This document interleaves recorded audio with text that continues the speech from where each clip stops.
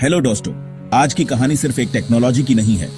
ये एक देश की आत्मनिर्भरता की कहानी है, एक सपने की कहानी जो अब हकीकत बनने जा रही है।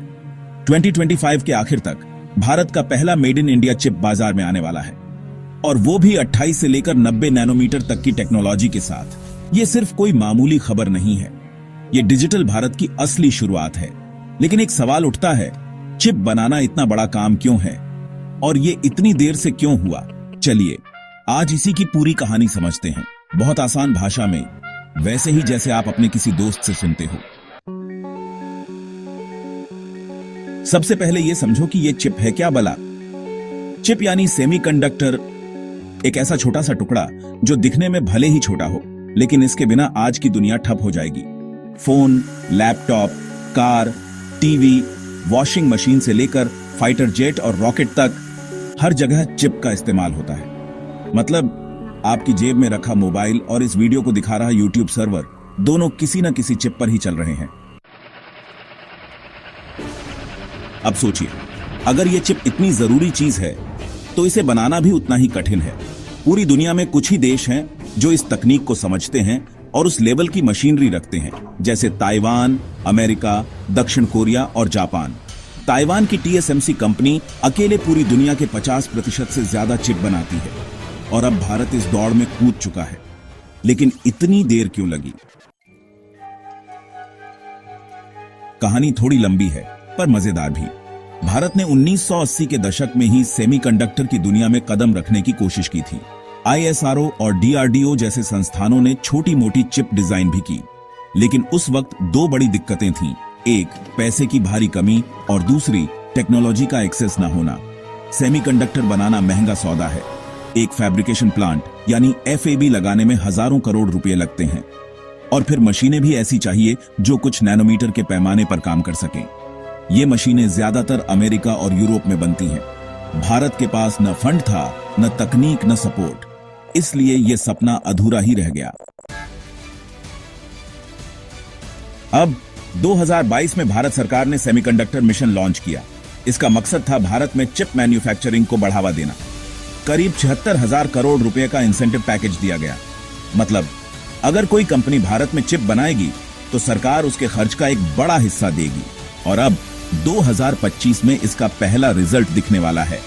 केंद्रीय मंत्री अश्विनी वैष्णव ने हाल ही में कहा कि इस साल के अंत तक भारत का पहला 28 से 90 नैनोमीटर चिप बनकर तैयार हो जाएगा, और वो भी मेड इन इंडिया, यहीं की जमीन।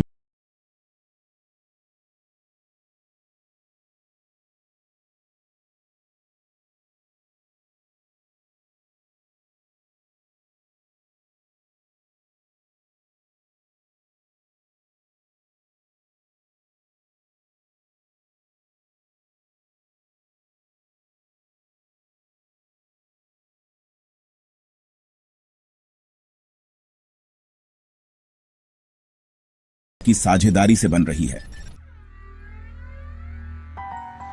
अब थोड़ा टेक्निकल हिस्सा समझते हैं। 28 नैनोमीटर या 90 नैनोमीटर का मतलब क्या होता है?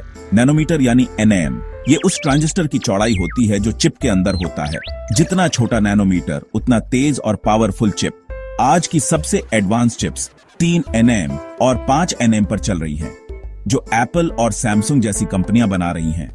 भारत अभी 28 nm से शुरुआत कर रहा है, जो थोड़ी पुरानी तकनीक मानी जाती है। लेकिन दोस्त, पहली बार जब कोई दौड़ता है तो वो ओलंपिक नहीं जीतता, पहले चलना सीखता है। भारत चलना सीख रहा है, दौड़ने की तैयारी कर रहा है।